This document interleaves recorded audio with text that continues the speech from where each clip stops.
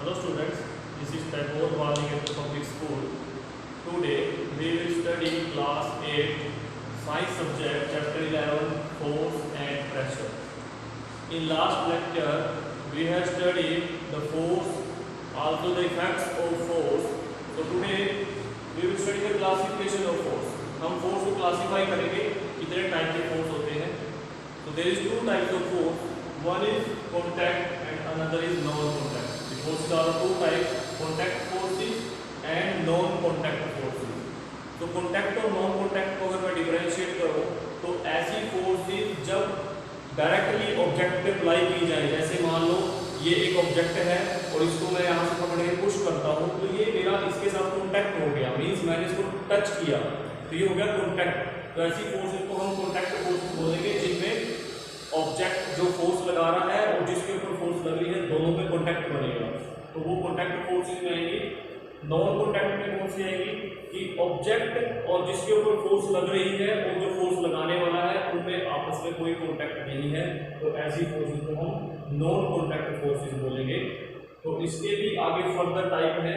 Contact में आ जाते हैं muscular force and frictional force, और नॉन कॉन्टैक्ट में magnetic force, electrostatic and gravitational force.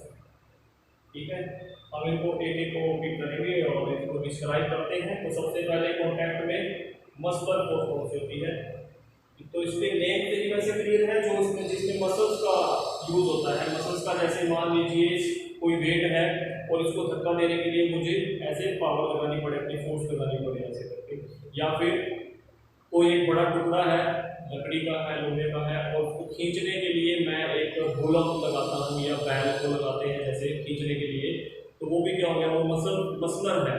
ठीक है, ऐसे ही कोई बकेट है उसमें पानी पड़ा है उसको नीचे से मैं उठाता हूँ ऐसे, तो मेरी मसल्स का यूज हो रहा है और मेरा कॉन्टैक्ट भी हो रहा है, तो वो कॉन्टैक्ट में भी आ जाएगा.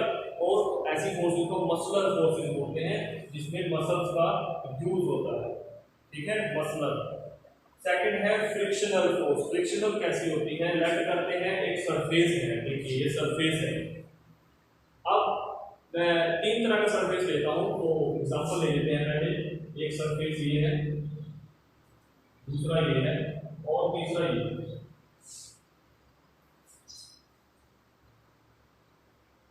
तो इन तीनों सरफेस को अलग अलग ले लेते हैं. इस सरफेस पे ईंटें लगी हुई है, ब्लॉक लगे हुए हैं, ठीक है, ब्रिक्स लगी हुई है मतलब, तो इस पे हम आसानी से भाग सकते हैं, फिसलने की कोई गुंजाइश नहीं, फिसलेंगे. और इस सरफेस पे प्लेन वो लगा हुआ, मार्बल लगा हुआ है. ठीक है, इसमें प्लेन मार्बल लगा हुआ है ऐसे.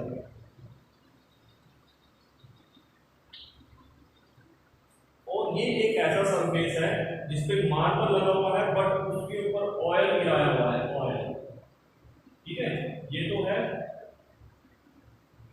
मार्बल लगा हुआ सरफेस. ये सरफेस है जिसके ऊपर ब्रिक्स लगी हुई है, ईंटें लगी हुई है.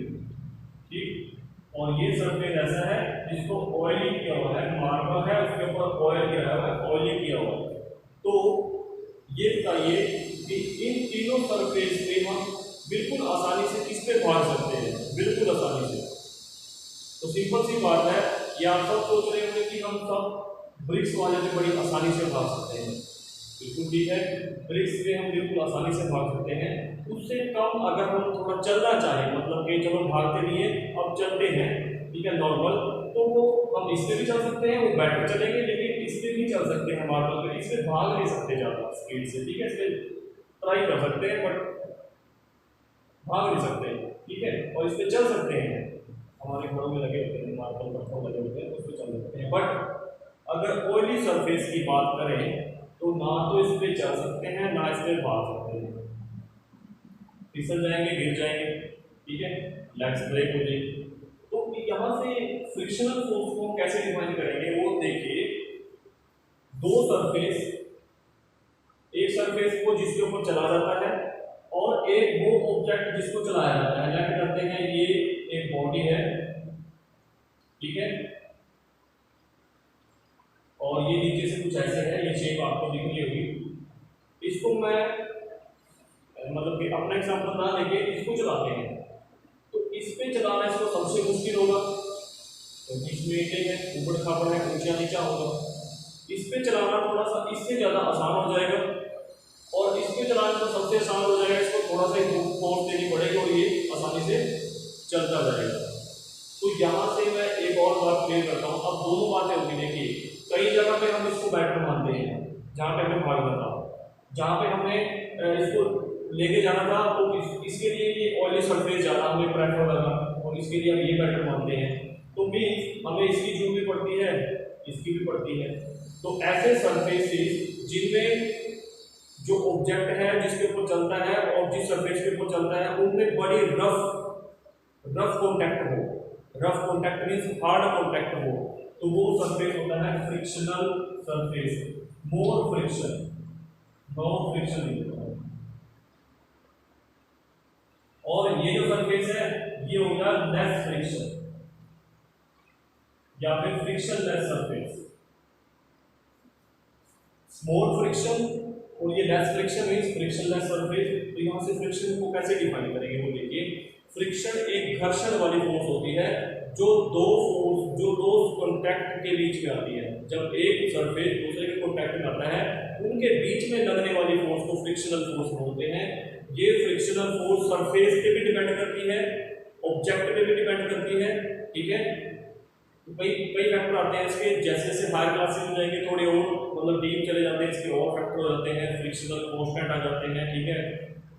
तो अभी फिलहाल के लिए हम मोर फ्रिक्शन और लेस फ्रिक्शन को लेके चलेंगे। कई जगह पे हमें इसकी ज़्यादा जरूरत पड़ेगी और कई जगह हमें इसकी ज़्यादा जरूरत पड़ती है लेस फ्रिक्शन की। जैसे एग्जाम्पल के लिए अगर मान लीजिए एक मोटर घुमा रहे हैं, मोटर को घुमाते हुए जैसे मोटर घूमता है उसमें हम बॉल बेरिंग डालते हैं, बेरिंग बोलते हैं इसको, बेरिंग डाल देते हैं, ठीक है। और वो बेरिंग जो है आसान कर देता है मोटर को, मीन्स उसने क्या किया, उसने सरफेस को फ्रिक्शन लेस कर दिया। ऐसे ही जैसे कार है, मोटर बाइक है, उनके इंजन चलते हैं तो इंजन के अंदर पिस्टन चलता है, और पिस्टन को बड़ा स्मूथली चलाने के लिए उसमें ऑयल डाल देते हैं जिसको मोबिल ऑयल बोलते हैं। तो वो ऑयल जो है फ्रिक्शन लेस कर देता है सरफेस को, तो हमें वहाँ पे भी फ्रिक्शन लेस सरफेस की जरूरत होती है, ठीक है। अगर वो ऑयल ना डालें तो वहाँ पे फ्रिक्शन बढ़ जाएगा और हो सकता है इंजन जो है वो फट जाए, ब्लास्ट हो जाए। दूसरी तरफ अगर देखें, अपने चलने के लिए हमें मोर फ्रिक्शन की जरूरत पड़ेगी, क्योंकि अगर हम इस पर चलने की कोशिश करेंगे तो हम गिर जाएंगे। ऐसे ही मान लीजिए फुटबॉलर है और उस दो फुटबॉलर है, एग्जाम्पल लेते हैं, दो फुटबॉलर हैं, एक के पास जो है प्लेन शूज है जिसके शूज नीचे से बिल्कुल प्लेन है, और दूसरे के पास ऐसे शूज हैं जिसमें स्पाइक्स लगे हुए हैं नीचे। फुटबॉलर के शूज में नीचे कांटे से लगे होते हैं, स्पाइक्स लगे होते हैं। तो दोनों में अच्छी पकड़ किसकी रहेगी सरफेस पे? तो सिंपल सी बात है, जिसके स्पाइक्स हैं वो अच्छे चल पाएगा, क्योंकि वो फिसलेगा नहीं। इट मींस वहाँ पे क्या है, मोर फ्रिक्शन। तो ये सरफेस पे डिपेंड कर रहा है, मींस जो कॉन्टैक्ट वाला सरफेस है वो कैसा है। तो स्पाइक्स वाला जो है उसने ज्यादा फ्रिक्शन क्रिएट कर दिया, इसकी वजह से वो नहीं फिसला, ठीक है। और जिसके प्लेन शूज थे वो शायद फिसल सकता है, गिर सकता है। तो हमें इसकी भी जरूरत पड़ती है कई जगह पे, ठीक। मोर फ्रिक्शन और लेस फ्रिक्शन दोनों की जरूरत पड़ती है अपॉर्चुनिटी के हिसाब से, या फिर हम करना क्या चाहते हैं उस हिसाब से हम दोनों को यूज करते हैं। इसके बहुत से एग्जांपल आएंगे, जैसे जैसे आप चैप्टर पढ़ोगे वैसे वैसे एग्जांपल आते जाएंगे। तो ऐसी फोर्स को हम फ्रिक्शनल फोर्स बोलते हैं, और होती कॉन्टैक्ट में है, क्योंकि कॉन्टैक्ट तो होता ही है सरफेसेस का आपस में। तो ये कॉन्टैक्ट के टाइप है। नॉन कॉन्टैक्ट में जो फर्स्ट है वो है मैग्नेटिक फोर्स। मैग्नेटिक फोर्स कैसे होती है वो आपको पता ही है, सिंपल मैग्नेट से रिलेटेड है। अगर किसी मैग्नेटिक मटेरियल को एक मैग्नेट के पास लेके जाते हैं, मीन जैसे एक मैग्नेट है, ठीक है, इसके दो पोल होते हैं ऐसे, नॉर्थ साउथ, बाद में बात करेंगे जब मैग्नेटिक चैप्टर पढ़ेंगे तो उसमें नॉर्थ साउथ पोल होते हैं। ऐसे मान लीजिए मैं एक आयरन की नेल जो है इसके पास लेके आता हूँ, लोहे की कील को, तो ये क्या करेगा, जैसे इसके पास लेके जाएंगे वो ये खींच लेगा इसको, ये अपनी तरफ खींच लेगा, अट्रैक्ट कर लेगा इसको। मीन्स क्या हुआ, इन दोनों में कोई कॉन्टैक्ट भी नहीं था, फिर भी इसने अपनी तरफ खींच लिया, मीन्स इसके ऊपर फोर्स लगा दी। वो फोर्स कैसी थी, अट्रैक्शन की फोर्स। तो ये इसके ऊपर आके चिपक जाती है, इसके साथ अटैच हो जाती है। तो ऐसी फोर्सेस को हम बोलेंगे मैग्नेटिक फोर्स। मैग्नेट से रिलेटेड हो तो मैग्नेटिक फोर्स। नेक्स्ट जो है इसका टाइप होगा इलेक्ट्रोस्टैटिक। इलेक्ट्रोस्टैटिक क्या होती है, इसका बड़ा अच्छा एग्जाम्पल देता हूँ, सिंपल सा। लेट करते हैं कि जैसे हम कॉम्ब करते हैं अपने हेयर में, कंघी करते हैं बालों में, तो बालों में कंघी करते टाइम मान लीजिए बाल जो है वो सूखे हैं और हम जो कंघी है कॉम्ब है उसको बड़ा विग्रेसली ऐसे ऐसे रब करते हैं बालों में, ठीक है। तो उसके बाद उस कंघे को आप बालों को बिल्कुल पास ले जाके देखना, वो चिपकने लगेंगे, उसके साथ चिपकने लगेंगे। ऐसे ही मान लीजिए छोटे छोटे टुकड़े हैं, पेपर के टुकड़े हैं, कागज के टुकड़े हैं, और आप एक स्केल लीजिए, स्केल, ठीक है, ग्लास स्केल, और उसको अपने हेड पे रब करके बड़ी स्पीड से या हाथ पे रब करके अच्छे से उसके पास लेके जाके देखिए, ये भी अट्रैक्ट हो जाते हैं। ये क्यों अट्रैक्ट होते हैं? ये होते हैं इलेक्ट्रोस्टैटिक फोर्सेस की वजह से, क्योंकि इनमें जो इलेक्ट्रॉन्स हैं वो ट्रांसफर कर जाते हैं एक सरफेस से दूसरे सरफेस में।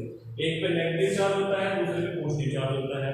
तो पहले तो ये अनचार्ज होते हैं, जैसे इलेक्ट्रॉन ट्रांसफर कर जाते हैं, जिसके ऊपर ट्रांसफर करते हैं उस पर नेगेटिव चार्ज आ जाता है, और जिससे ट्रांसफर करते हैं उस पर पॉजिटिव चार्ज आता है, और नेगेटिव पॉजिटिव फिर अट्रैक्शन हो जाती है। तो ऐसी फोर्स को हम इलेक्ट्रोस्टैटिक फोर्स बोलते हैं। थर्ड है ग्रेविटेशनल फोर्स। ग्रेविटेशनल फोर्स हम उसको बोलते हैं जो ग्रेविटी लगाती है। जैसे हम अर्थ पे कोई भी चीज ऐसे पहनते हैं वो नीचे जाती है, ऊपर नहीं जाती कभी भी। तो ये फोर्स कौन सी है? ये ग्रेविटेशनल फोर्स है जो पुल करती है। ये हमेशा पुलिंग फोर्स होती है, अट्रैक्टिव फोर्स होती है, ठीक है। Thank you.